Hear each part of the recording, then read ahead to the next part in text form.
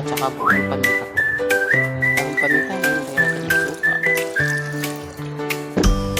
Siyempre, lagyan natin ng sibuyas. Kunting sibuyas lang po dahil mahal po yung ating sibuyas. Ngayon lagyan natin yung talong.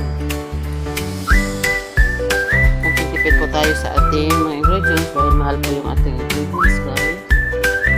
Talong. Siyempre, luya. Pinitas ko lang yan sa ating mga tanim. Dahil ubos na po yung aming luya. Ito po ang ating sangkap sa ating stew. Bawang. Yan, super dami ng bawang. At syempre, hindi mawawala yung ating pampalasa.